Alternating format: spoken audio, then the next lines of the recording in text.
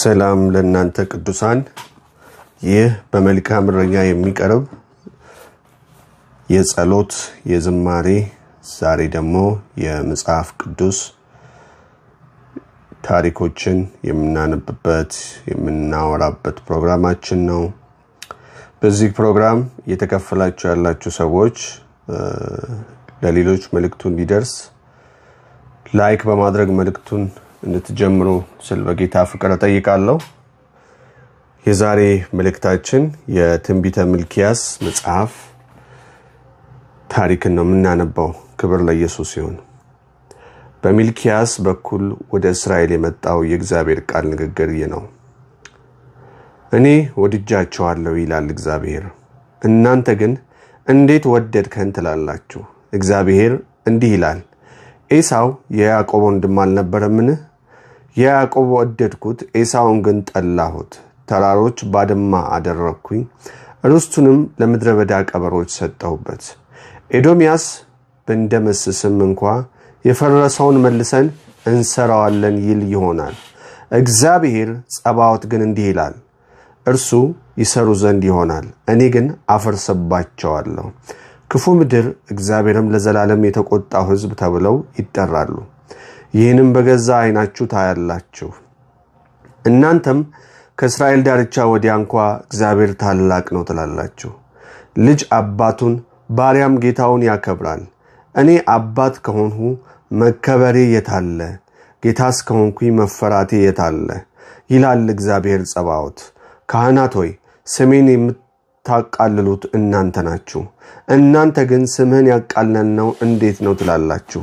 በመሠዊያዬ ላይ የረከሰ ምግብ ታስቀምጣላችሁ። እናንተ ግን ያረከስነህ እንዴት ነው አላችሁ። እግዚአብሔር ገበታ የተናቀ ነው በማለታችሁ ነው። የታወረውን እንስሳ ለመስዋዕት ስታቀርቡ ያ በደል አይደለምን? አንካሳውስ ወይ በሽተኛው እንስሳ መስዋዕት አድርጋችሁ ስታቀርቡ ያስ በደል አይደለምን? ያንኑ ለገዛችሁ ብታቀርቡ እናንተ ደስ ይለዋልን ወይስ ይቀበሏልን? ይላል እግዚአብሔር ጸባዖት። አሁን ግን እንዲራራልን እግዚአብሔርን ለምኑ። እንዲህም አይነቱን መስዋዕት ይዛችሁ ስትቀርቡ ይቀበላችኋልን? ይላል እግዚአብሔር ጸባዖት። በመሠዊያዬ ላይ ከንቱ እሳት እንዳታንዱ። ምን ነው ከእናንተ አንዱ የቤተ መቅደሱን ደጅ በዘጋ ኖሮ እኔ በእናንተ ደስ አይለኝም፣ ከእጃችሁ ምንም አይነት ቁርባን አልቀበልም ይላል እግዚአብሔር ጸባዖት። ከፀሐይ መውጫ ጀምሮ እስከ መግቢያዋ ድረስ ስሜ በሕዝቦች መካከል የከበረ ይሆናል። በየስፍራውም ሁሉ ለስሜ ዕጣን ንጹሕ ቁርባንን ያቀርባሉ። ስሜ በሕዝቦች ሁሉ መካከል የከበረ ይሆናል እግዚአብሔር ጸባዖት። እናንተ ግን የእግዚአብሔር ገበታ እርኩስ ነው፣ ምግቡም የተናቀ ነው በማለታችሁ ታቃልላላችሁ። ደግሞም ይህ ድካም ነው በማለት በንቀት ጢቅ አላችሁበት ይላል እግዚአብሔር ጸባዖት። በቅሚያ የመጣውን አንካሳውንና የታመመውን እንስሳ ቁርባን አድርጋችሁ ስታቀርቡ ከእጃችሁ መቀበል ይገባኛልን? ይላል እግዚአብሔር። በመንጋ ውስጥ ተቀባይነት ያለው ተባዕት በግ ኖሮት ይህንኑ ሊሰጥ ተስሎ ሳለ በማታለል ነውር ያለበትን እንስሳ ለጌታ የሚሰዋ እርጉም ይሁን። እኔ ታላቅ ንጉሥ ነኝ፣ ስሜም በሕዝቦች ዘንድ ሊፈራ የሚገባ ነውና ይላል እግዚአብሔር ጸባዖት። አሁንም ካህናት ሆይ ይህ ማስጠንቀቂያ ለእናንተ የተሰጠ ነው። ባትሰሙ፣ ልባችሁን ስሜን ለማክበር ባታዘጋጁ እርግማን እሰድባችኋለሁ፣ በረከታችሁንም ወደ መርገም እለውጠዋለሁ። ልታከብሩ ልባችሁን አላዘጋጃችሁምና ረግሜዋለሁ ይላል እግዚአብሔር ጸባዖት። ዘራችሁን ገስጻለሁ፣ የመስዋዕቱንም ፋንድያ በፊታችሁ ላይ በትናለሁ። እናንተም ከእርሱ ጋር ትወገዳላችሁ። ከሌዊ ጋር የገባሁትን ኪዳን ይጸና ዘንድ ይህንን ማስጠንቀቂያ የላኩት እኔ መሆኔን ታውቃላችሁ ይላል እግዚአብሔር ጸባዖት። ከእርሱ ጋር የገባሁትን ኪዳን የሕይወትና የሰላም ኪዳን ነበረ። እነርሱንም ሰጠሁት፣ ይህም ክብር አመጣ። እርሱም አከበረኝ፣ ስሜንም በመፍራት ጸና። እውነተኛ ትምህርት በአፉ ነበረ፣ ምንም አይነት የሐሰት ነገር በአንደበቱ አልተገኘም። ከእኔ ጋር በሰላም በቅንነት ተራመደ፣ ብዙዎችንም ከኃጢአት መለሰ። ካህኑ የሁሉ ገዢ የእግዚአብሔር መልእክተኛ ስለሆነ ከንፈሮቹ እውቀትን ሊጠበቁ ሰዎችም ከአንደበቱ ትምህርትን ሊፈልጉ ይገባል። እናንተ ግን ከመንገዱ ወጥታችኋል፣ በትምህርታችሁም ብዙዎች እንዲሰናከሉ አድርጋችኋል፣ የሌዊንም ኪዳን አፍርሳችኋል ይላል እግዚአብሔር ጸባዖት። ስለዚህ በመንገዴ ስላልሄዳችሁ በትምህርታችሁ አድሎ ስላደረጋችሁ በሰዎች ሁሉ ፊት እንድትናቁና እንድትዋረዱ አድርጌያለሁ።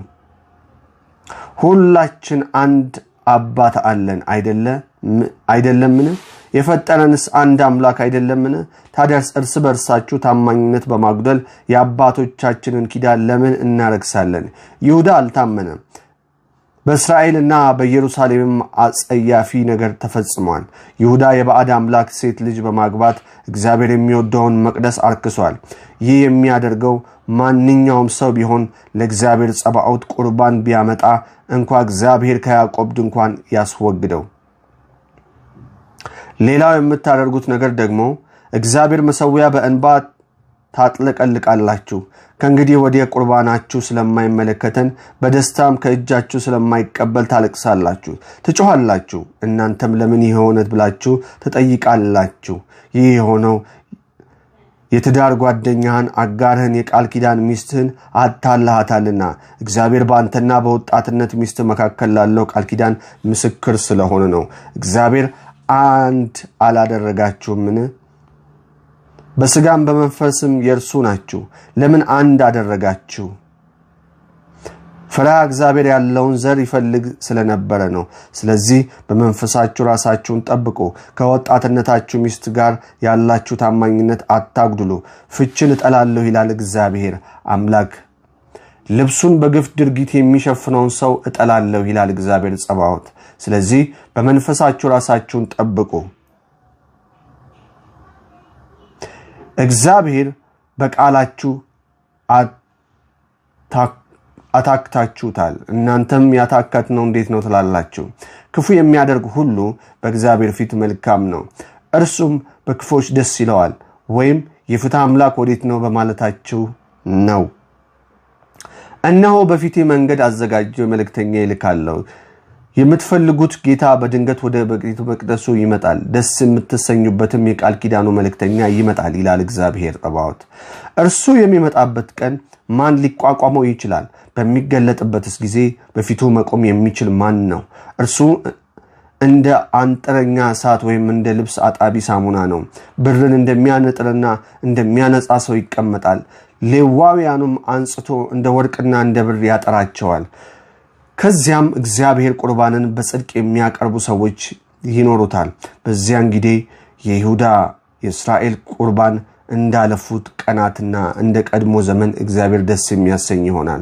ስለዚህ እኔ ለፍርድ ወደ እናንተ እመጣለሁ።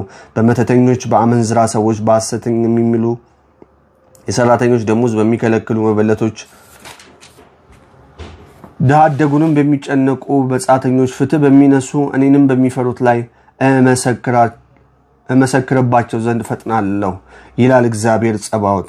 እኔም እግዚአብሔርን አልለውጠውም። ስለዚህ እናንተ የያዕቆብ ልጆች ሆይ አልጠፋችሁም፣ ከአባቶቻችሁ ዘመን ጀምሮ ከትእዛዛቴ ፈቀቅ ብላችኋል፣ አልጠበቃችሁም። ወደ እኔ ተመለሱ፣ እኔም ወደ እናንተ እመለሳለሁ ይላል እግዚአብሔር ጸባዖት። እናንተ ግን የምንመለሰው እንዴት ነው ትላላችሁ? ሰው እግዚአብሔር ይሰርቃልን? እናንተ ግን ትሰርቁኛላችሁ። እናንተ ግን እንዴት እንሰርቃለን ትላላችሁ? አስራትና መባ ትሰርቁኛላችሁ። እናንተው መላው ሕዝባችሁ ስለምትሰርቁ የተረገማችሁ ናችሁ። በቤቴ መብል እንዲኖር እኔንም በዚህ እንድትፈትኑኝ አስራቱን ሁሉ ወደ ጎተራ አስገቡ ይላል እግዚአብሔር ጸባዖት። የሰማይ አምላክ የማልከፍትላችሁ የተትረፈረፈ በረከትን ማስቀመጫ እስክታጡ ድረስ የማላፈስላችሁ ከሆነ ተመልከቱ። ስለ እናንተ ተባዩን እገስጻለሁ፣ አዝመራውንም አይበላም። እርሻ ላይ ያለውን የወይን ተክላችሁን ፍሬ አይበላም፣ ፍሬ አልባ አይሆንም ይላል እግዚአብሔር። ከዚህም በኋላ የተድላ ምድር ስለምትሆኑ ሕዝቦች ሁሉ የተባረከ ሕዝብ ብለው ይጠራቸዋል እግዚአብሔር ጸባዖት። በእኔ ላይ የድፍረት ቃል ተናግራችኋል ይላል እግዚአብሔር። እናንተ ግን በአንተ ላይ ተናገርነው ምንድነው ትላላችሁ? እንዲህም ብላችኋል፣ እግዚአብሔርን ማገልገል ከንቱ ነው። እርሱ የሚፈልገው ሁሉ በማድረግና በእግዚአብሔር ጸባዖት ፊት ሐዘንተኞች ሆነን በመመላለስ ምን ተጠቀምን? አሁን ግን ትዕቢተኞች ብሩካን እንላቸዋለን፣ ክፉ አድራጊዎች ይበለጽጋሉ፣ እግዚአብሔርን የሚፈታተኑትም ያመልጣሉ። በዚያን ጊዜ እግዚአብሔር የሚፈሩት ሰዎች እርስ በርሳቸው ተነጋገሩ። እግዚአብሔርም አዳመጠ ሰማቸውም። እግዚአብሔርን ለሚፈሩት ስሙንም ለሚያከብሩ በእርሱ ፊት የመታሰቢያ መጽሐፍ ተጻፈ። እኔ በምሰራበት ቀን እነርሱ የገዛ ገንዘቤ ይሆናሉ ይላልና እግዚአብሔር ጸባዖት። አባት የሚያገለግለው ልጁን እንደሚታደግ ሁሉ እኔም እታደጋቸዋለሁ።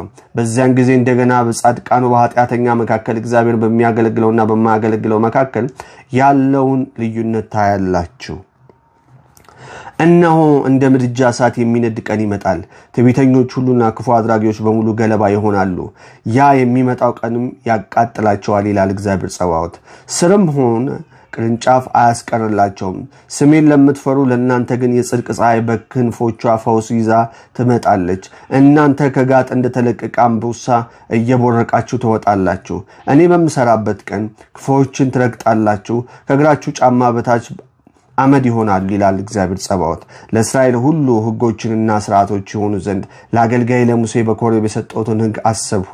እነሆ ታላቁና የሚያስፈራ እግዚአብሔር ቀን ከመምጣቱ በፊት በነቢዩ ኤልያስ እልክላችኋለሁ።